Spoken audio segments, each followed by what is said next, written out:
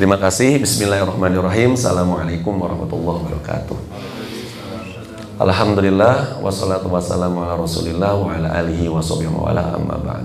Puji syukur senantiasa kita panjatkan kepada Allah Subhanahu wa taala yang senantiasa menganugerahkan kepada kita semua aneka macam kenikmatan lahiriah maupun batiniah. Nikmat yang senantiasa kita rasakan secara langsung tidak langsung, tapi semuanya kemudian Allah anugerahkan kepada kita semua. Maka oleh karena itu kita syukuri dengan cara senantiasa melakukan hal-hal yang Allah ridhoi. Salah satunya diantaranya adalah kajian ta'lim pagi hari ini. Insya Allah mudah-mudahan ini adalah sebagai wujud syukur kita, dan mudah-mudahan kajian kita ini menjadi asbab Allah Subhanahu wa taala tambahkan kenikmatan yang Allah berikan kepada kita semua. Sholawat dan salam semoga senantiasa terlimpah dan tercurahkan kepada sang teladan Nabi kita, Nabi Muhammad Sallallahu Alaihi Wasallam. Senantiasa kita rindukan perjumpaannya, kita teladani semua sunnah-sunnahnya. Harapannya adalah kelak di yaumil akhir kita kemudian mendapatkan syafaat dari beliau insya Allah. Saudaraku, bapak-bapak yang dirahmati oleh Allah, tema yang kita angkat di pagi hari ini adalah karena ini kajian terakhir nih, jadi masuk besok nanti Ramadan gitu ya. Jadi memang dari beberapa literasi risalah-risalah yang dari masayikh syekh-syekh itu kemudian berusaha saya rangkum gitu ya. Tujuannya adalah tentunya apa sih yang kita persiapkan dalam menyambut Ramadan gitu. Walaupun ini yang udah Ramadan yang keberapa kalinya bagi kita gitu ya. Tapi kita berusaha untuk kemudian menjadikan Ramadan ini menjadi spesial, berbeda dari tahun-tahun yang sebelumnya gitu ya. Kalau misalnya ada sebuah ungkapan gitu ya, bahwasannya kehidupan ini ini adalah yang kita lakukan itu adalah kemudian menjadi energi. Nah itu yang akan mempengaruhi terhadap kehidupan kita. Maupun demikian juga dengan Ramadan gitu. Jadi kalau seandainya power yang kita persiapkan itu lemah, maka khawatir nih Ramadannya nggak bermakna apa-apa gitu. Maka oleh karena itu kaifa istiqbalu syahr Ramadan, bagaimana kita menyambut bulan Ramadan, dan inilah beberapa pesan nasihat yang kemudian berusaha saya rangkum dari beberapa ulama gitu ya. Nah, bapak-bapak yang dirahmati oleh Allah, di beberapa wilayah daerah-daerah itu persisnya saya kurang hafal sih. Tapi kemudian itu kalau di TV itu sering sekali ada misalnya ada yang kemudian mereka itu mandi massal gitu ya. Kenapa? Bebersih. Wah gitu. Bebersih. Tapi kalau misalnya di situ ada laki-laki bercampur dengan perempuan, jelas nggak boleh lah gitu ya. Tapi kalau kemudian pesannya dengan mandi itu adalah kemudian untuk membersihkan, boleh jadi saudara kita itu kemudian dia memaknai ikhtiar pembersihan diri gitu. Jadi gini Pak, di dalam kitab Ihya Ulumuddin karangan Imam Al-Ghazali, Hujatul Islam Imam Al-Ghazali, itu Imam Al-Ghazali itu kemudian memberikan level-level tentang pembersihan diri gitu. Jadi kita akan memasuki bulan yang suci gitu ya, maka seyogyanya kita mensucikan diri. Nah, kira-kira gitulah, betul kan? Memantaskan diri untuk pantas berada di bulan suci, gitu ya. Bulan penuh berkah, magfirah dan sebagainya, gitu ya Pak, seperti itu. Nah, kata Imam Al-Ghazali, ini menjadi kajian tasawuf berarti Pak ya, ini kajian akhlak Pak. Ini Bapak boleh sepakat, boleh enggak nih Pak? Boleh diambil, boleh enggak, gitu ya. Tapi memang ini di dalam kitab Ihya dicantumkan seperti itu. Kata Imam Ghazali, setidaknya ada 4 tahapan atau level lah. Ada 4 level yang kemudian bisa kita tempuh bagi yang menginginkan membersihkan dirinya. Kata Imam Ghazali, level yang pertama itu adalah membersihkan tubuh dari hadas dan segala kotor-kotoran. Nah, maka lahirlah tuh Pak istilah mandi besar. Kenapa mandi bersih segala macam. Ada juga kemudian yang saya mah rumah dibersih-bersihin. Bebersih, dicat segala macam. Kan ada ya Pak ya? Semangat seperti itu ada. Bebersih lingkungan, kenapa? Nyambut Ramadan. Boleh sah saja gitu. Nah, tapi kalau menurut versi Imam Ghazali, Yang pertama itu levelnya hadas, membersihkan hadas yang ada dalam tubuh. Berarti hadas itu dibagi dua ya Pak ya. Ada hadas kecil, hadas besar. Hadas besar itu berarti dengan cara mandi besar, gitu seperti itu. Ya, kita bersihkan yang cara itu. Gitu. Nah, itu tahap yang pertama. Kalau kita mau meningkatkan levelnya, tahapannya, maka level yang berikutnya adalah membersihkan diri dari segala macam keburukan-keburukan dan dosa. Nah, mulai tahap ini ada kemudian kita kata Imam Ghazali itu membatasi diri. Membatasi diri dalam artian anggota tubuh kita sudah mulai wajib kita kendalikan, kontrol. Jangan sampai kemudian kebablasan dalam hal kemudian tidak sesuai dengan fungsinya. Maksudnya bermaksiat. Mata, telinga, mulut, tangan, dan sebagainya. Anggota tubuh semua Pak. Nah, itu boleh nih. Direm. Dikendalikan, dikontrol. Kenapa? Kan mau Ramadan. Jadi kalau sekarang nggak siap, nanti Ramadan bablas. Hati-hati nih, kalau di Ramadan beda nih. Musim ketaatan kok maksiat. Nauzubillah, kan bahaya nih. Gitu ya. Jadi persiapan. Nah, kalau Imam Ghazali lebih kemudian seperti itu. Jadi kita bertaubat. Kita membersihkan diri. Mohon ampun kepada Allah Subhanahu wa taala, membersihkan.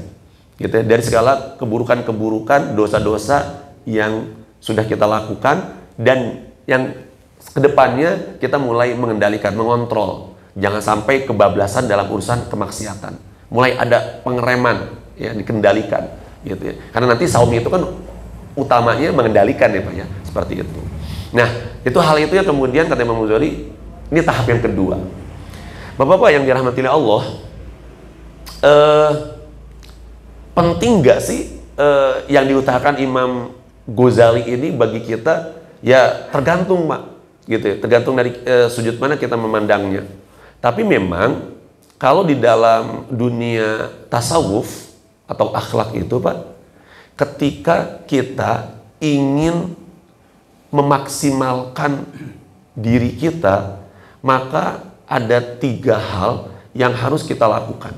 Yang pertama itu adalah bersihkan dulu.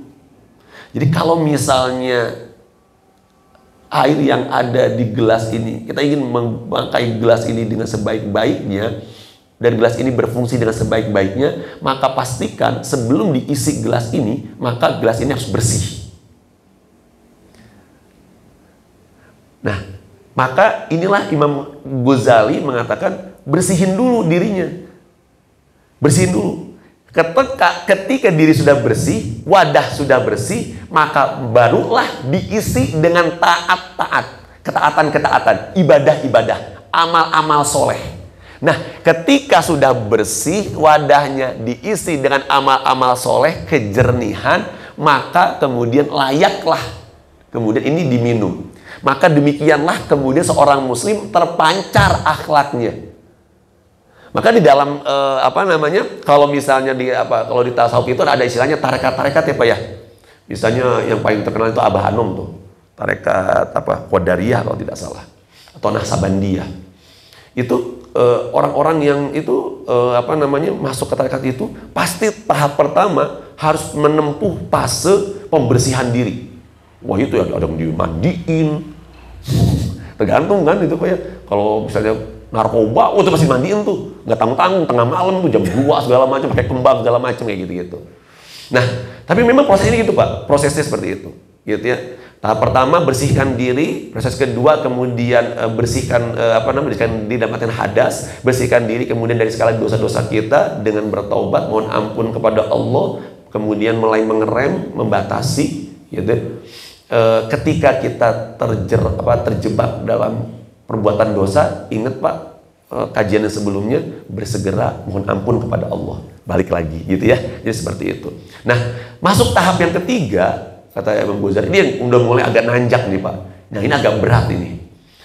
Tahap bertiga, pembersihannya itu adalah membersihkan diri dari akhlak-akhlak tercela.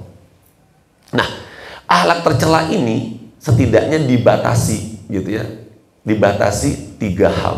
Yang pertama itu adalah iri, dengki, hasud. Bahasa gampangnya, bahagia melihat orang lain susah, susah melihat orang lain bahagia. Itu pasti hasut, Pak. Kok kalau ada orang tetangga bahagia mendapatkan anugerah, kok ada sesuatu yang ngeganjel gitu? Kita nggak ikut bahagia, hati-hati itu, pasti ada. Itu buru-buru tuh, dibersihin tuh. Di Ramadan ini memang betul-betul harus farah, bahagia, membahagiakan. Ada Ramadan ceria, yang menceriakan. Kita ceria dan semuanya itu harus terceriakan. Termasuk penghuni-penghuni rumah kita tuh nanti harus diceriakan semua. Nah, maka cara supaya bisa membahagiakan itu, maka hilangkan hasut ini. Hasut ini kan celaka, Pak. Ya, ini hasut ini yang bikin apa namanya, yang apa istilahnya tuh kalau para dai-dai itu kadang-kadang tetangga punya apa, beli kulkas panas dingin, tetangganya yang dingin dianya panas, gitu ya. Ini seperti itu penyakit itu, gitu ya. Nggak boleh senang ngelihat orang lain senang. Bahkan parahnya sampai mestinya dia tuh nggak pantas mendapatkan kenikmatan itu. Dia nggak boleh dapat jabatan itu. Jabatan itu cocoknya sama saya mestinya itu. Gelar itu, pujian itu mestinya disematkannya ke saya, bukan ke dia. Dia mah tuh. Nah, hati-hati itu udah kayak gitu tuh. Ini ada masalah, Pak, di hati kita. Itu kata Imam Ghazali, bersihin tuh. Ya, itu hasut itu udah hasut. Nauzubillah, gitu ya. Dan memang ini hasut ini paling ngeri, Pak. Makanya saking ngerinya Allah turunkan satu surat khusus yang kita berlindung dari orang hasut. Surat Al-Falaq. Ya, yang terakhirnya ditutup wa min syarri hasidin idza hasad. Ya, Pak ya? Berlindung dari kejahatan orang hasut apabila dia menjalankan hasutnya. Pak, orang hasut kalau menjalankan hasutnya ngeri, Pak. Tergantung dia dekatnya kemana. Kalau dekatnya ke dukun, mainnya dukun, Pak. Nauzubillah. Nah, itu nanti itu paketnya mending kalau langsung ketok pintu, langsung ngampir ke perut, Pak. Misalnya di perut ada paket apa, misalnya paku segala macem gitu kan, baut gitu. Wah, udah kayak nauzubillah summa nauzubillah. Nah, kita berlindung gitu. Ya, dan memang di surat apa namanya, perlindungannya full tuh di surat Al-Falaq itu, gitu ya. Lebih full ketimbang surat An-Nas perlindungannya. Nah, ini bahayanya orang hasut. Dan memang betapa bahayanya orang hasut itu ketika seorang tidak membersihkan dirinya dari hasut, maka semua ibadah yang dia stop gitu, dia tambah lagi di bulan Ramadan itu akan hangus luluh lantah gitu ya dengan hasutnya. Itulah kemudian Rasulullah mengingatkan kepada kita semua, iyyakum wal hasad. Hendaklah kamu menjauhi sifat hasud. Fa innal hasad, karena sesungguhnya hasud itu yakulul hasanat kama yakulun narul hatab. Sesungguhnya perbuatan hasad, sifat hasad itu akan memakan semua kebaikan-kebaikan seperti kayu melalap, seperti api melahap kayu bakar, gitu. Jadi kalau misalnya kemarin itu LA digitu, nah itu kira-kira apinya itu hasut, Pak. Wah, habis semua tuh. Jadi semua kenikmatan-kenikmatan, keindahan-keindahan itu semua, rumah-rumah atau hutan-hutan itu bagaikan amal-amal habis semua, luluh lantah semua. Itu apinya itu. Kalau di luar itu api, Pak. Ya, Pak ya. Tapi kalau di dalam hati itu namanya hasut, Pak. Nauzubillah summa nauzubillah. Itu ngeri itu. Ngeri banget. Makanya itu harus disingkirkan. Itu yang pertama, Pak. Gitu ya. Yang kedua, sifat yang kemudian harus kita bersihkan, ya, akhlak tercela yang harus kita bersihkan kedua adalah riya, pamer. Jadi seneng banget kalau ibadah itu dilihat oleh orang lain. Jadi terasa semangat gitu loh. Yang tadinya mau sodakohnya 10.000 karena dilihat oleh orang lain mendadak bergeser, Pak. Ya, bergeser jadi 20.000 misalnya. Wah, ini hasut. Apa iriya nih, nauzubillah. Gitu ya, Pak ya. Nah, ketika banyak mata yang memperhatikannya, dia merasa ibadahnya itu yang wah luar biasa. Tapi pada saat kesendirian, kayak mau enggak. Ini udah dikena nih. Ini kena riya nih. Nauzubillah summa nauzubillah. Gitu ya.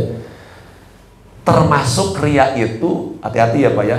Ini yang diingatkan oleh Qadhi Iyad, Fudail bin Iyad. Gitu ya. Kalau misalnya Bapak ingin datang ke masjid, dari rumahnya ngawain tuh, niat, saya mau ke masjid, saya mau ngaji. Nanti setelah sholat sunnah, tahiyatul masjid, saya akan ngaji sambil nunggu. Kayaknya masih ada beberapa waktu nih, bisa nih. Gitu. Tiba-tiba masuk ke sini, geding, udah banyak orang. Oh, ya udah kalau kayak gitu, sholat aja nggak jadi ngajinya. Ketika nggak jadi ngajinya, maka kata Qadhi Iyad itu riya, masuk jebakan riya dia, meninggalkan kebaikan karena manusia. Nggak boleh Pak, langsung dilanjutkan aja. Tapi takut nggak, hatinya susah tertata, ya tinggal diarahkan aja hatinya, dikondisiin hatinya, gitu. Jadi jangan sampai ditinggalkan kayak gitu. Itu riya Pak, gitu ya Pak ya. Nah, kemudian penyakit yang ketiga kata para ulama kaitannya yang harus dibersihkan itu, yakni penyakit takabur, menganggap orang lain itu nggak ada apa-apanya, menganggap rendah orang lain, gitu. Menolak kebenaran, menganggap orang lain nggak ada apa-apanya. Baru segitu aja, saya tuh full dari tarawih, istirahat sebentar, qiyam lail, tembus ke sahur. Habis sahur tadarus, di situ nikmatnya. Dulu coba deh kayak saya. Wah, celaka kayak gini. Nauzubillah. Hati-hati. Pokoknya kalau udah merasa kayaknya saya yang paling keren, kayaknya saya banget deh, dia mah belum, baru segitu aja. Nah itu Pak, ketika ada terlontar baru segitu aja, hati-hati itu, langsung itu bersihin Pak, kita bersihkan. Itu udah mulai ada, pokoknya kalau udah mulai merendahkan atau menolak, iya, saya juga tahu kok. Tahuan juga saya lebih tahu dia dulu kok. Wah, itu hati-hati itu. Itu udah ada unsur-unsur tuh. Cepat-cepat kita bersihkan. Itu yang ketiga ya Pak ya. Diri, kemudian dosa, akhlak tercela. Nah, yang terakhir ini agak berat ini memang levelnya nih. Gitu ya. Yaitu hati. Membersihkan hati, sir. Hati itu artinya hati dalam artian hanya kemudian untuk Allah. Nah, ini memang perlu mujahadah nih. Mudah-mudahan Allah berikan kemudahan pada kita semua. Jadi hanya untuk Allah saja gitu ya Pak ya. Tidak kemudian oleh yang lainnya gitu. Nah, ini hal-hal yang kemudian kata Imam Ghazali seyogianya kita persiapkan bagi orang-orang yang ingin membersihkan dirinya. Tahapan-tahapannya Pak, versi Imam Al-Ghazali gitu. Karena Imam Al-Ghazali cukup populer Pak. Beliau itu nanti termasuk kalau kita puasa hanya sekedar nahan lapar dan dahaga, oh berarti levelnya level awam gitu. Beliau tuh suka melevel-levelkan gitu Pak, dan itu memang pendapatnya cukup masyhur gitu ya, seperti itu. Nah, Bapak-bapak yang dirahmati oleh Allah, kita masuk sekarang berikutnya, karena bulan Ramadan ini adalah kemudian bulan musimnya ibadah full, orang-orang itu berlomba-lomba dalam ibadah. Nah, maka kata Ibnu Sina, ini Ibnu Sina terkenal ya Pak ya, pakar kedokteran ini, bapak kedokteran Islam ya Pak ya. Kalau di Barat itu namanya siapa Pak? Avicenna ya kalau tidak salah ya, namanya Ibnu Sina, terkenal ya. Al-Qunun kitabnya itu, kitab kedokteran, buku induk kedokteran itu katanya sampai sekarang itu masih dipelajari di Barat mah gitu seperti itu. Nah, beliau ya ahli Quran juga Pak. Nah, beliau itu termasuk kemudian mengelompokkan manusia itu dalam bermuamalah. Bermuamalah itu artinya berinteraksi dengan Allah. Itu ada 3 tipe. Ada tipe manusia itu ketika beribadah dengan Allah. Ini kita kaitan nanti dengan Ramadan ya Pak ya. Itu tipenya seperti seorang hamba sahaya.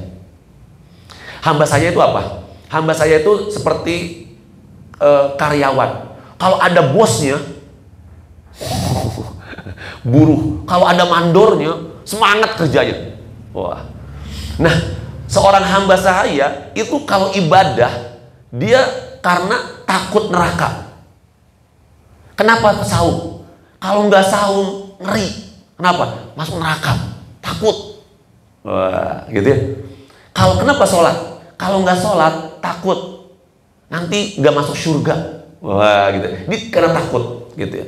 Nah, tipe ini ya nggak salah juga Pak. Emang ada seperti itu. Gitu. Ini kan baik ini aja Pak, berdasarkan pengamatan Ibnu Sina gitu ya. Jadi ada seperti itu. Nah makanya cukup kemudian sering kita dengar ya Pak ya. Ada yang nanti ada yang masuk ke yang tahap ketiga itu misalnya yang nanti Rabi'atul Adawiyah gitu dengan mazhabnya yang mahabbah, cinta. Jadi Rabi'atul Adawiyah itu Pak sampai yang kemudian bawa ember sama bawa obor. Hei Rabi'ah, kamu mau kemana? Aku akan menyiram neraka. Kenapa? Untuk orang-orang supaya kemudian yang ibadahnya takut masuk neraka. Aku akan siram neraka. Mau ember Pak, isi air. Terus ini api, aku akan bakar surga. Orang yang sholat aja ngarepin surganya doang. Wah. Terus gimana lo ibadahnya? Karena Allah, cinta Allah. Wah, maka Rabi Adawiyah terkenal tuh mahabbah. Dengan alirannya namanya mahabbah, aliran cinta. Jadi kalau seandainya itu dalam doanya agak ngeri sih Pak. Ya Allah, seandainya ibadahku karena takut neraka, masukkan aku ke dalam neraka. Kalau seandainya ibadahku karena ingin masuk surga, jauhkan aku dari surga. Tapi kalau seandainya ibadahku karena kecintaanku kepada Engkau, maka berikanlah cinta itu kepadaku. Wow, ini terkenal Pak, Rabi'ah Adawiyah. Ini di kalangan tasawuf Pak, nanti ada juga tuh khusus tuh aliran ini. Nah, itu tipe yang pertama Pak, ada abid ibadahnya karena takut masuk neraka. Ada orang tipenya pedagang. Pedagang itu siap menderita dulu. Siap mengeluarkan modal dulu. Prinsipnya berakit-rakit ke hulu, berenang-renang ke tepian. Yang penting ujungnya untung. Nah, ini pedagang nih, gitu ya. Dapat apa? Gitu. Nah, ini tipe pedagang, gitu ya. Nah, ini tipe pedagang ini kemudian dia ibadahnya itu kalau saya sahur, saya dapat apa? Kalau seandainya saya tarawih, itu saya dapat apa? Oh, ghufira lahu ma taqaddama min dzambi. Kalau tarawih, maka saum dan tarawih dosa-dosanya yang lalu diampuni oleh Allah. Oke, mau deh. Wah, dia siap tuh. Wah, gitu ya, untuk itu. Ini tipe pedagang. Atau ada juga yang ibadahnya tipenya seperti seorang ibu terhadap anaknya. Artinya dalam menjalankan ibadah, interaksi, muamalahnya itu demi cinta kepada Allah Subhanahu wa taala. Artinya untuk meraih ridho Allah Subhanahu wa taala. Yang penting yang saya lakukan ini adalah Allah suka sama saya, Allah cinta sama saya, Allah ridho sama saya. Selesai. Udah selesai. Perkara nanti Allah memberikan pahala atau tidak terlepas, yang penting Allah suka, ridho, udah selesai lah. Nah, ini tipe yang ketiga, ini tipe yang paling tinggi. Nah, kira-kira Pak, dari 3 ini kita berada di level yang mana nih Pak? Nah, kan gitu ya Pak ya, seperti itu. Nah, kalau seandainya kita ambil yang pertengahan, sebaik-baiknya perkara itu adalah yang pertengahan misalnya, kita ambil yang pertengahan. Ini kalau terlalu bawah nggak juga deh, kayaknya kesannya rendah banget gitu ya. Kalau yang atas kayaknya belum juga nih, kita ambil yang pertengahan. Oke, tipe pebisnis. Nah, kalau tipe pebisnis, Allah sebenarnya ngajak kita Pak. Allah ngajak kita untuk pebisnis, gitu ya. Wahai bapak-bapak masjid muhajirin yang hobi bisnis, sesungguhnya Allah di bulan Ramadan, musim ketaatan, musim kebaikan-kebaikan, ini mengajak kepada kita berbisnis, gitu ya. Dan nggak tanggung-tanggung, kalau bisnis sama Allah nggak bakal pernah rugi. Kenapa? Karena Allah tidak butuh. Kalau kita bisnis dengan rekan kita masih butuh, Pak. Gitu loh, masih butuh dengan bisnis keuntungannya itu. Tapi ketika bertransaksi, berbisnis dengan Allah, pasti untung. Kenapa? Karena Allah nggak butuh. Allah nggak butuh keuntungan. Kalau misalnya bisnis itu dalam bentuk ketaatan, Allah tidak butuh taatnya kita. Kan enaknya gitu, Pak. Gitu ya. Nah, maka Allah Subhanahu wa taala dalam Quran surat Fatir ayat 29 dan 30. Dan nanti mulai boleh dikaji lagi, Pak, di rumah, Pak. Nanti boleh dilihat lagi tafsirnya, Pak. Ya, Allah berfirman, "Innalladzina yatluna kitaballah." Sesungguhnya orang-orang yang selalu ya, membaca kitabullah, membaca Al-Qur'an. Sesungguhnya orang-orang yang selalu membaca Al-Quran, wa aqamus sholah, dan senantiasa mendirikan sholat, terus-menerus melaksanakan, menunaikan sholat, ya, wa anfaqu mimma razaqnahum, dan dia senantiasa menafkahkan sebagian dari apa yang telah kami anugerahkan kepada mereka. Redaksinya sebagian, Pak. Mimnya di sini, mimma itu sebagian. Sebagian itu, Pak, diartikannya nanti adalah kemudian setelah kebutuhan hajat keluarga kita terpenuhi. Ada sisanya nggak? Nah, sisanya itulah yang kemudian diinfakkan. Nah, nanti infaknya ini boleh ke kerabat, yang terdekat, saudara, sebagainya. Infak itu ya, Pak, ya. Ini infak itu umum, ya. Jadi diinfakkan. Dan memang ini ketika konsisten dengan pos infak ini menjadi sesuatu yang menjadi istimewa. Ada salah seorang itu, Pak, kemudian saya nggak ngerti itu orang ini kenapa kemudian gampang sekali berbagi. Saya agak iri, Pak. Saya agak iri, dan memang iri itu yang dibolehkan ya, Pak, ya. Iri yang dibolehkan itu adalah iri kepada orang punya hartanya diinfakkan. Saya iri itu begini, Pak. Ada orang ini menjadi donatur, Pak. Selalu jadi donatur. Saya ajak ngobrol bareng gitu, Pak. Maksudnya nih biar amal saya nggak kesaingan, Pak. Ini orang enak banget nih. Sebentar nanti ini kalau perlombaan saya bisa kalah, tekor nih, ntar surganya saya nggak mau kalah nih surganya nih. Ada semangat spirit seperti itu. Dia terus kok ini terus ya gampang berbagi. Sampai satu ketika saya punya kecil-kecilan taman pendidikan Al-Quran di rumah. Saya berusaha untuk mengcover semua kebutuhan-kebutuhan itu, artinya berusaha mandiri. Artinya sejauh ini dengan iuran yang serelanya mereka bayar, kita putarkan, kemudian ada sedikit kelebihan saya masukkan di situ, kemudian biar pilihan, artinya berusaha untuk apa yang saya dapatkan dari ikhtiar kerja saya, kemudian bisa saya sisihkan untuk dakwah di situ, masuk ke situ. Tapi dalam tatanan operasionalnya, Pak, saya sampai mentok gitu. Wah, kenapa mentok ya? Saya masih punya Allah. Gak mau dulu ke yang lain-lain. Saya minta dulu ke Allah gitu. Sampai di injury time itu kemudian, wah, ini gimana caranya nih? Ini udah tinggal 2 minggu lagi saya. Ya Allah, gimana nih caranya? Tapi akhirnya kemudian datang seseorang, dipanggil, ente dipanggil.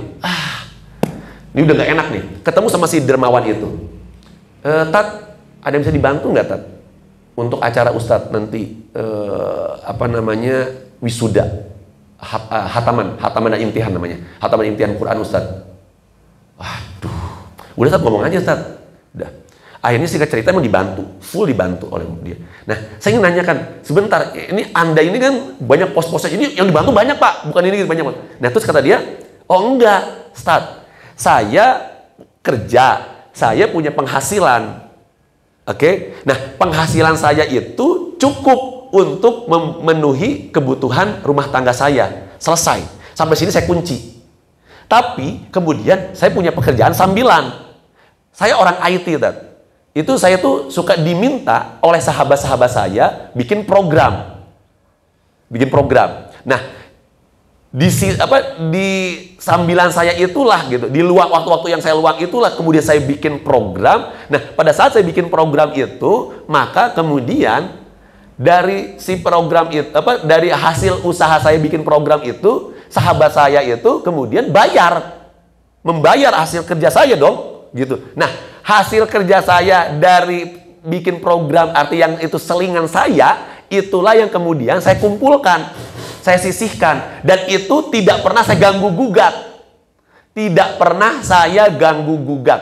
Itu ya udah, itu aja, nggak pernah saya ganggu gugat. Nah, yang saya hasil itu yang kemudian disisihkan itulah, artinya maksudnya yang sambilan itulah yang nggak pernah saya ganggu gugat. Inilah yang saya distribusikan kepada ya ustadz, kepada untuk lembaga ustadz, untuk kemudian masyarakat dan sebagainya. Ini dari sini, dari ini gitu. Dan saya juga nggak tahu juga setiap kemudian waktunya itu selalu pundi-pundi yang ini bertambah terus. Jadi nggak ngeganggu yang utamanya gitu. Betapa emang luar biasa ya kalau seandainya ini. Nah, ini emang sudut yang kemudian pikir, wah ini PR saya nih, PR besar nih bagi saya nih. Kemudian bagaimana caranya kemudian bisa menyisihkan seperti itu tuh. Ada pos khusus kemudian yang itu kemudian untuk didistribusikan. Dan itu kata dia memang ada terus aja gitu. Termasuk kata dia terakhir itu misalnya mau mendekati Mapak Saum, butuh dana untuk bagi-bagi. Akhirnya tiba-tiba sahabatnya itu nelfon, tolong di maintenance dong itu tuh programnya ini gitu. Akhirnya dicoba sama dia, diberesin. Ya udah saya transfer ya. Ditransfer itu sesuai dengan yang dibutuhkan untuk dibagi-bagi itu, jumlahnya gitu. Oh, luar biasa ya. Jadi memang pos-pos itu Pak, pos-pos itu yang kemudian menjadi luar biasa. Nah, maka barang siapa yang kemudian apabila kita ingin, nah ini Pak nih, saya mengajak nih diri saya dan Bapak-bapak, kalau mau berdagang dengan Allah, berbisnis dengan Allah, ini pas nih Pak, waktu yang pas. Jadi di sini wa mimma razaqnahum yunfiqun, dan menginfakkan sebagian dari rizki yang telah dianugerahkan. Baik tadi kalau Bapak itu mah dari sambilannya, atau kita nanti dengan pos yang lain, gitu ya, seperti itu. Sirron wa alaniyah, baik itu sembunyi-sembunyi, ya, sembunyi-sembunyi maupun terang-terangan, baik itu sedikit maupun banyak, gitu ya Pak ya. Jadi ini namanya perniagaan. Nah,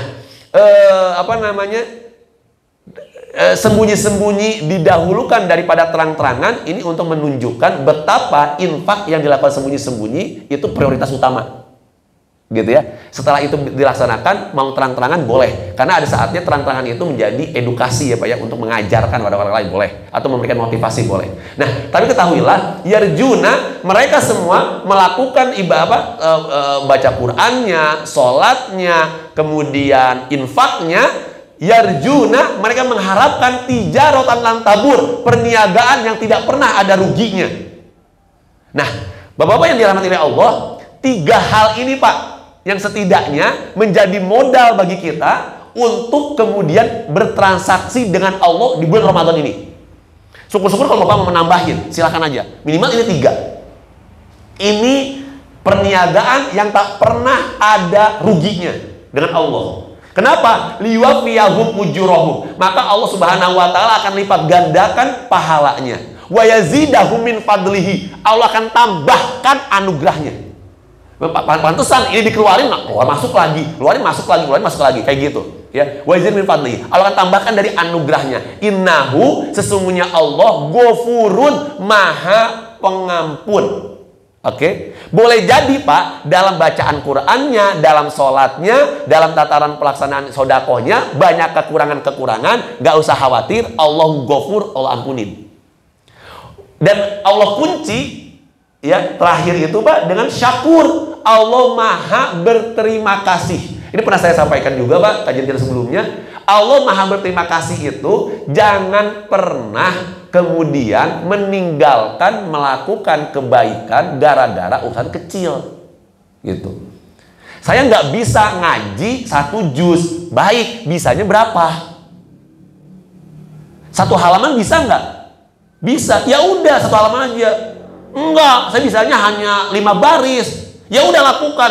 Tapi asal utik teuingnya 5 barisnya, malu ke Allah. Terus nggak ngaji, Aneh. Ya jangan. Mampunya berapa? Sebaris, 2 baris, lakukan. Tapi kecil, malu. Ini udah mulai nih. Kalau kecil, malu, ini udah mulai perangkap iblis gitu tuh Pak tuh. Itu jeratan iblis kayak gitu tuh. Ente sudah teboga ke era. Nanya ke Gusti. Ngaos dengan Yasin. Sodaqallahul azim. Gitu. Ya. Atau kadang-kadang komennya gini. Ente ngaji Yasin. Ya, ngaji Yasin. Ngerti Yasin? Enggak. Jika monyet nganggo gulung kalapa. Oh iya ya. Kalau ngaji nggak ngerti jika monyet nganggo gulung kalapa. Ngesuwe wah. Ngerti dah saya ngesuwe. Jangan kayak begitu Pak. Pokoknya sekecil apapun yang kita baca dari Al-Quran, ya Pak ya, sekecil apapun, sesedikit apapun, Allah syakur. Allah akan kasih pahalanya. Allah akan tambahkan. Justru bagaimana mau disempurnakan pahalanya, bagaimana mau ditambahkan, kalau yang sedikit aja nggak kita lakukan. Bukankah dari sedikit itu kemudian nanti ditambahkan? Hari ini 1 baris, besoknya kok 1 baris kayak cetek ah. Coba 2 baris, gini, 5 baris, gini, kan gitu ya Pak ya. Nah itu Allah Pak yang nambahin Pak. Jadi dibikin enak, dibikin seperti itu. Nah maka oleh karena itu, ini 3 hal Pak. Ini 3 hal modal kita Pak. Kemudian untuk menembus, bawa bekal, berniaga dengan Allah. Ya Pak ya, di bulan Ramadan. Ya Pak ya, 3 hal ini Pak. Baca Quran, sholat berarti wajib dan sunnahnya ya Pak ya. Berarti taraweh juga ya. Awas nih, jangan tenang, kalem. Taraweh mau sunnah iya. Sudah. Tarawih sunnah.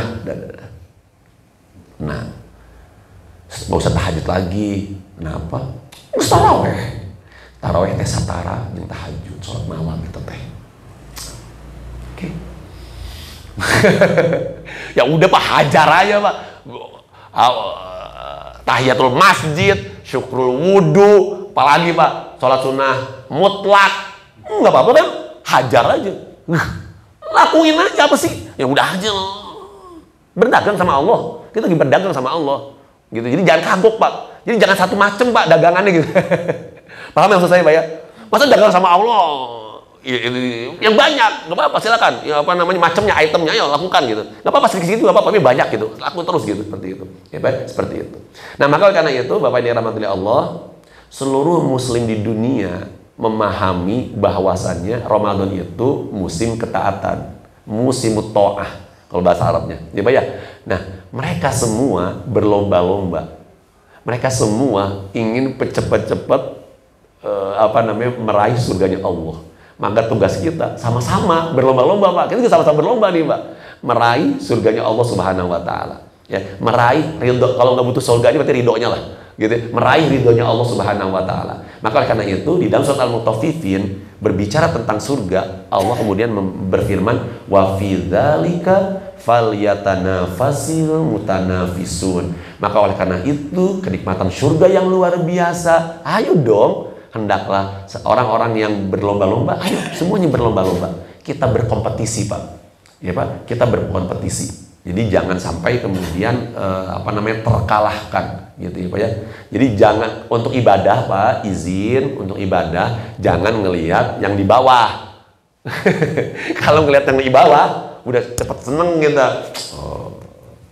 Jadi ngelihatnya yang atas gitu loh Pak, yang keren gitu. Jadi kita terus perlombanya terus gitu. Jadi seperti itu ya Pak ya, seperti itu. Nah kemudian jangan sampai disia-siakan. Ramadan ini istimewa. Ramadan ini menjadi anugerah dari Allah Subhanahu Wa Taala untuk kita gitu ya. Jadi sungguh alangkah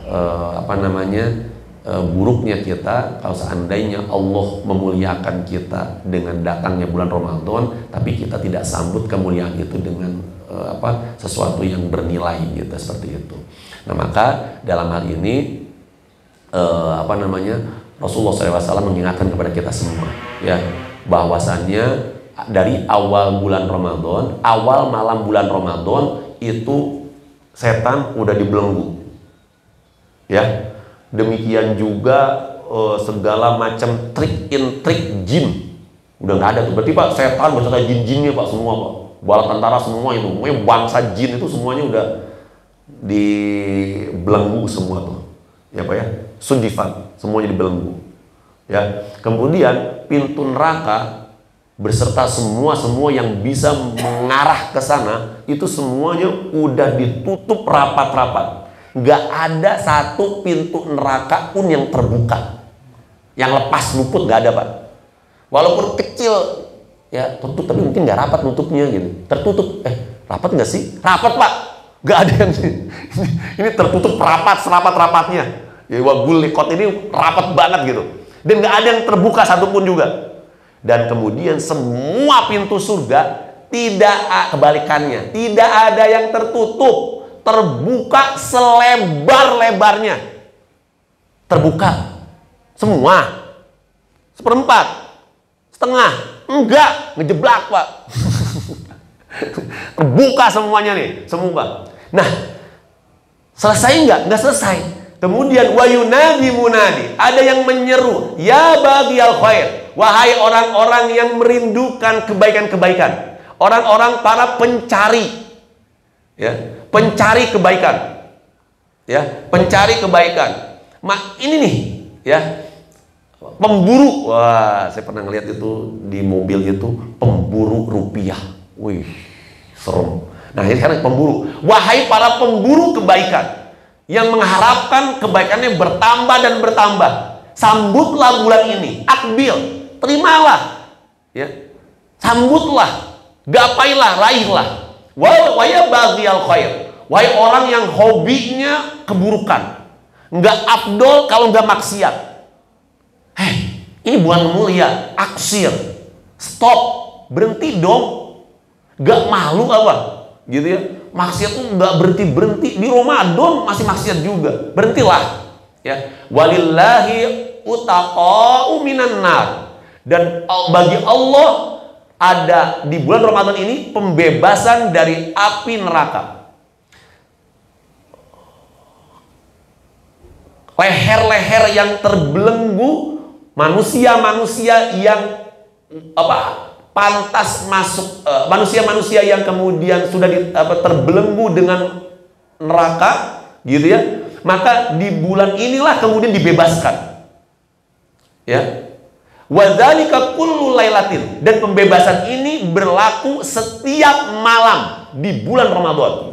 Jangan disia-siakan, bebaskan. Kalau kata Al-Qarni di dalam kitabnya itu, Al-Qarni itu Pak pengarang Lahtahzan Pak, kitab Lahtahzan. Beliau itu di Madrasatul Ramadan kalau tidak salah, itu mengatakan gini, kata beliau, ini setiap malam itu berkelipatan tuh, dibebasin. Jangan pastikan kita itu termasuk yang terbebaskan. Leher kita nggak tahu apakah leher kita terbebas dari belenggu api neraka atau tidak. Tapi yang jelas pastikan kita termasuk yang terbebaskan dari belenggu api neraka, ya, gitu ya. Jangan sampai tidak gitu, seperti itu. Karena sesungguhnya alangkah ruginya gitu ya kalau seandainya kita tidak terbebaskan dari api neraka, gitu, seperti itu.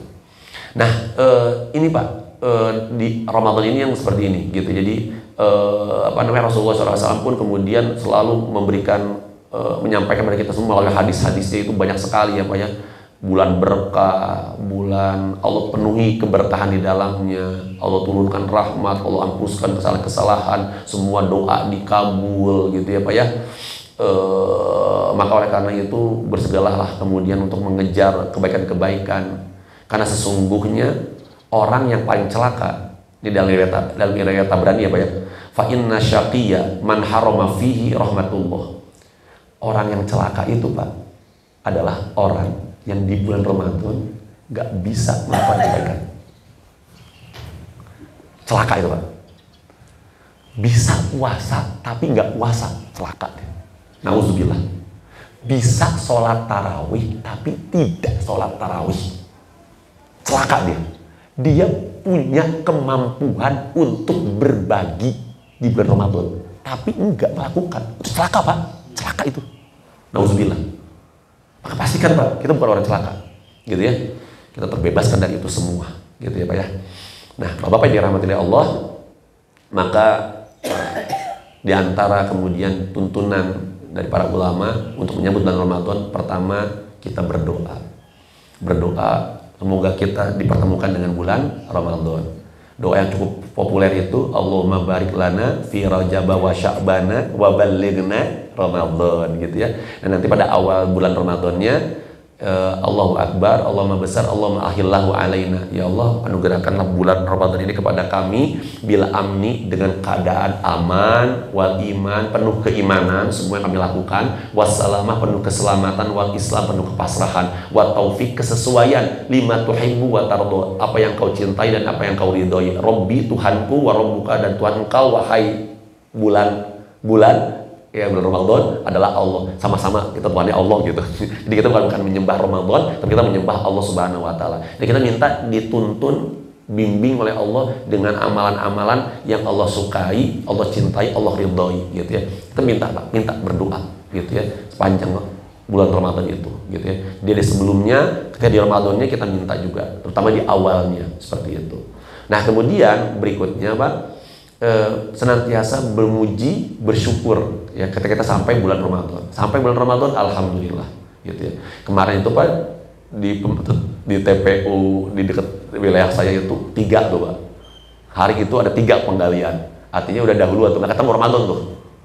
Salah satunya warga saya, tetangga gitu, itu dia meninggal gitu. Artinya nggak ketemu Ramadan. Maka kita kalau bisa ketemu, alhamdulillah, gitu ya Pak ya. Kita bersyukur kepada Allah. Kata Imam Nawawi di dalam kitab Al-Azkar, dia mengatakan gini, "I'lam, ketahuilah, annahu yustahabbu liman tajaddadat lahu ni'matun dzahirah." Sesungguhnya dianjurkan bagi orang yang kemudian mendapatkan nikmat yang nikmat yang nampak, nikmat yang jelas, real, ya, awin dafa'at anhu nikmah az-zahirah, atau dia terbebaskan dari keburukan-keburukan. Ayas juga syukron lillahi ta'ala, seyogianya dia sujud syukur kepada Allah. Itu nikmat besar Pak, bisa ketemu Ramadan itu nikmat besar itu. Kalau kata Imam Nawawi, itu seyogianya kita sujud syukur, bisa masuk Ramadan. Wa ayusna, atau kalau nggak bisa sujud, setidaknya ayusna bima huwa ahluh, seyogianya kemudian memuji kepada yang memberikannya kenikmatan itu. Siapa? Allah. Bersyukur pada Allah. Alhamdulillah, gitu ya. Kita bersyukur pada Allah bisa ketemu dengan Ramadan, insya Allah, gitu ya Pak ya, seperti itu. Nah, yang ketiga, sambut dengan gembira dan bersuka cita. Kemas Pak, bikin semuanya di bulan Ramadan happy Pak. Walaupun baju mungkin belum ada. Cukup keruwetan itu di pikiran aja Pak. Kayak si Ujang nih ya, Cang ibu nak. Oke, jadi itu singkirkan dulu Pak. Jadi bikin happy aja dulu. Jadi suasana. Bagaimana cara kita bikin apa? Pokoknya kalau Ramadan semua bikin senang Pak, bikin senang. Ya, maka kalau misalnya kesenangan itu diwujudkan dalam sahurnya, bikin enak boleh. Buka puasanya dibikin bahagia boleh. Silakan aja Pak. Yang anak-anak bikin bahagia suka. Jadi pokoknya, asa yang semakanan banyak anak seneng gitu. Oh ya udah sok aja dibikin bahagia-bahagia seperti apalah, terserah, kan masih beda-beda ya Pak ya. Kebiasaan masing-masing keluarga beda. Silakan Pak, bikin semuanya bahagia, sukacita. Kenapa seperti ini? Ramadan. Alhamdulillah. Nah, jadi biar rekaman memori yang nempel di keluarga kita, anak-anak kita itu Ramadan itu yang pokoknya happy lah kalau Ramadan mah. Asik Ramadan. Kenapa? Jajanan banyak. Nanti dapat bonus misalnya. Jadi nggak apa-apa Pak, gitu, untuk memeriahkan gitu, untuk bersuka cita gitu, senang gitu ya Pak ya, gitu. Ya, nggak apa-apa, nanti pada akhirnya juga mereka sampai paham gitu seperti itu. Nah kemudian kita bertekad. Ini penting nih, kita untuk bertekad untuk kemudian memaksimalkan Ramadan. Ada kesungguhan. Nah ini kata siapa? Abdul Razak ya, yang saya kutip pendapat gini. Faman shadaqallahu sidquhu. Barang siapa yang kemudian dia betul-betul bertekad dengan sejujur-jujurnya, wa anahu 'ala ta'ah wa yasarlahu sabilal khair, maka Allah akan bantu dia untuk mendapatkan kemudahan-kemudahan untuk meraih kebaikan-kebaikan.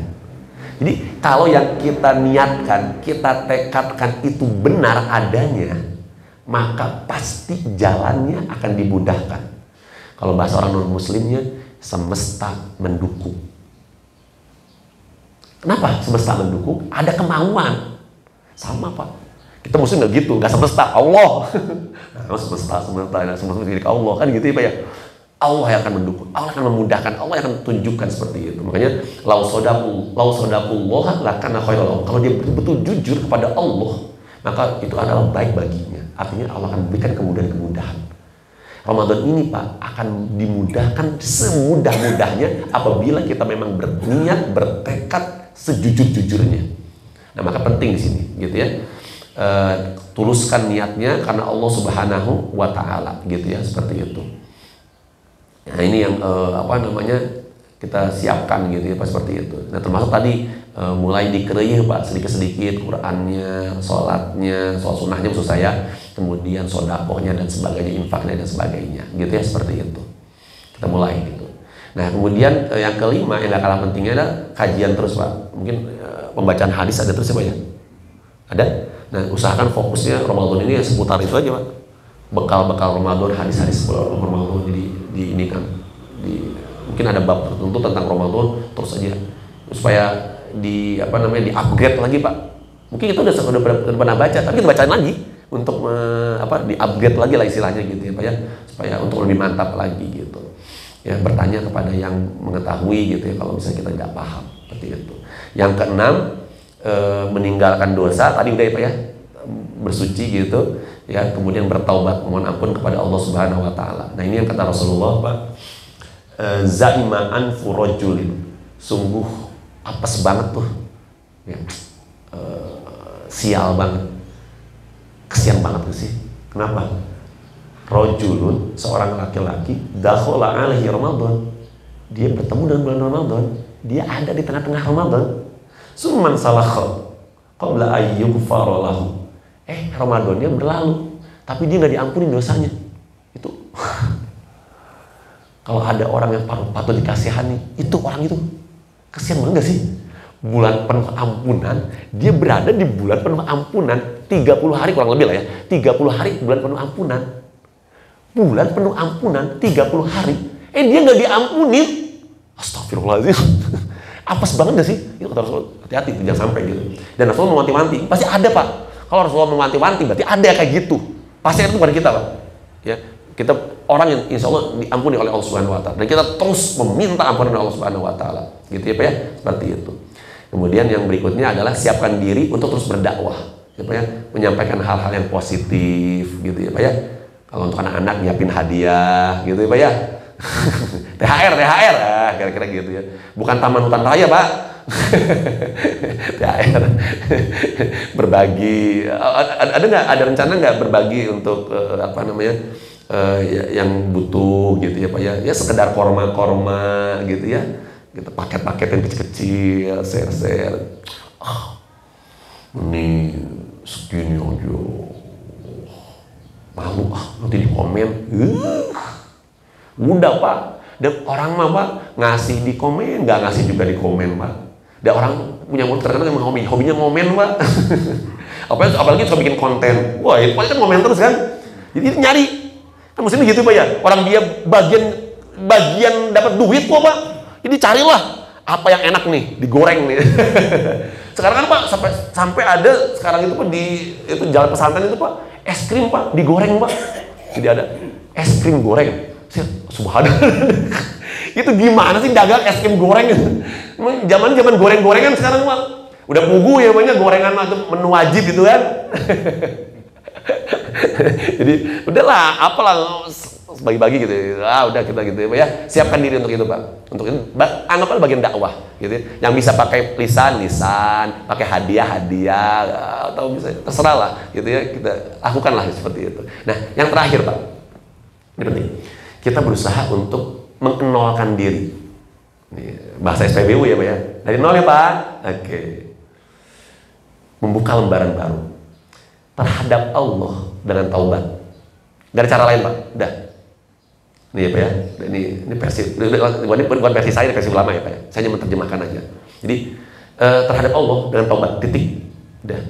Kalau kita ingin membuka lembaran baru dengan Allah, ya Allah ampuni dosa-dosa saya yang lalu yang akan datang. Wah sebutin Pak semuanya Pak, ini. Wah yang kita ingat semua ampunin. Tolong buka lembaran. Buka. Nah terhadap Rasulullah kita taat apa yang diperintahkan, menjauhi apa yang dilarang. Nah ini pentingnya kajian tuh. Nanti baca hadis gitu. Apa ya? Satu hadis saya terima, amalkan. Satu hadis terima, amalkan. Itu Pak. Itu membuka lembaran Pak, seperti itu. Yang kita tahu seperti itu. Jadi Pak ya. Nah, terhadap orang tua, kerabat, pasangan, bebek gitu ya Pak ya. Itu berkhidmat, bahagiakan. Gitu ya Pak ya. Berbakti, silaturahim. Ya, orang tua berbakti berarti kan silaturahim, jalin hubungan gitu. Makanya nggak ada salahnya juga Pak kalau misalnya silaturahim kepada apa namanya? Saudara-saudara kita gitu ya. Walaupun sekedar melalui WA atau by phone ya Pak ya, gitu. Ini yang telepon untuk ini marhaban Ramadan nih, mau Ramadan, silaturahim ini mohon maaf dan macam gitu. Ini nggak apa-apa Pak, gitu. Jadi untuk dalam ini emang ada tuntunan langsung? Nggak ada. Setelah langsung, tapi kita ingin membuka lembaran baru kan, kita ingin seperti itu, gitu ya. Nah, adapun misalnya untuk ke makam itu saya nggak menganjurkan untuk ke makam, silahkan aja, gitu ya. Saya tidak menganjurkan tapinya, gitu ya. Ini kan silaturahim. Jadi maksud saya gini, ke makam itu jangan ditentukan harus di puasa pertama atau jadi dibebasin aja gitu Pak. Jadi waktu jangan dibikin terikat gitu. Jadi kalau mau ziarah itu bagus Pak, tapi jangan di semacam kayak kudu mesti. Ya, jadi jangan jadi seolah kayak kita bikin syariat gitu Pak. Kayak ada ketentuan, kan nggak ada ketentuan ya Pak, bebas aja kan. Jadi nggak harus ini. Jadi itu untuk yang ziarah ya Pak ya, seperti itu. Nah kemudian terhadap masyarakat gitu, apa sih Pak yang bisa kontribusi apa yang bisa kita berikan? Itu bagian membuka lembaran Pak kepada masyarakat gitu. Jadi mungkin izin mengingatkan untuk para DKM sini mungkin jajarannya gitu ya. Berarti kita sini Pak izin Pak DKM sudah kita persiapkan untuk kemudian jamaah sini warga-warga kita di sini yang mau nanti tarawih segala macam ibadah di sini dibikin betul-betul merasa tumanina, nikmat gitu ya. Jadi itu mungkin manfaat itu ya Pak ya. Jadi untuk DKM bagian khidmat kita buka lembaran baru terhadap warga itu ya udah kita bersih-bersih, bikin nyaman aja gimana sih ya, harum, wangi dan sebagainya lah gitu. Jadi merasa nikmat, banyak manfaat beribadah di sini itu kemudian kita jadikan bagian untuk kepada mereka, masyarakat kita semua seperti itu. Insya Allah mudah-mudahan Allah Subhanahu Wa Taala berkahi kita semua ya Pak ya, dipanjangkan umur, disehatkan lahir dan batin, kemudian diampuni semua kesalahan-kesalahan kita, ilmu ditambahkan, diberikan tekad yang kuat, dimudahkan dalam menjalankan ketaatan kepada Allah Subhanahu Wa Taala. Aku qouli hadza, saya mohon maaf atas kekurangan-kurangannya. Mari sama-sama kita tutup baca doa. Alhamdulillahirabbil alamin. Allahumma shalli ala sayyidina Muhammad wa ala ali sayyidina Muhammad. Allahumma anfa'na bima 'allamtana wa 'allimna ma yanfa'una warzuqna ilman yanfa'una. Ya muyassir kulli asir wa ya jabir kulli kasir wa ya sahiba kulli farid wa ya mughniya kulli faqir wa ya muqawwiya kulli dhaif wa ya ma'mana kulli makhif yassir alina kulla asir fatasir asir lakal yasir. Allahumma ya man la yahtadi ila bayani wa tafsir hajatuna ilaikal katsir wa anta alimul biwasir. Wahai Allah yang maha pengampun, ampunilah kami. Wahai Allah yang maha pemberi, mudahkanlah semua urusan-urusan kami. Wahai Allah yang senantiasa memperhatikan hamba-hambanya, senantiasa menganugerahkan segala kenikmatan pada hamba-hambanya ya Rob. Jadikanlah kami sebagai hamba-hambamu senantiasa pandai bersyukur atas semua nikmat-nikmat yang telah Kau anugerahkan pada kami. Berikanlah kepada kami kenikmatan dalam ta'ah, berikanlah kenikmatan kami dalam saat bersyukur kepada Engkau. Jadikanlah lisan kami senantiasa bersyukur, berzikir kepada Engkau ya Rabb. Ya Rabbana ya Tuhan kami, mudahkanlah kami dalam menjalankan ketatan-ketatan kepada Engkau ya Rabbil khusus di bulan Ramadan. Berkahilah kami dengan usia kami, berkahilah dengan anugerah yang Kau anugerahkan kepada kami, berkahilah dengan saudara-saudara kami, lingkungan kami, warga kami semuanya ya Rabb. Rabbana taqabbal minna innaka antas samiul alim wa tub alaina innaka tawwabur rahim. Rabbana atina fid dunya hasanah wa fil akhirati hasanah wa qina adzabannar. Subhana rabbikal izzati amma yasifun wa salamun alal mursalin walhamdulillahirabbil alamin. Terima kasih, kurang lebihnya mohon maaf dan mohon maaf. Akhirul kalam, assalamualaikum warahmatullahi wabarakatuh.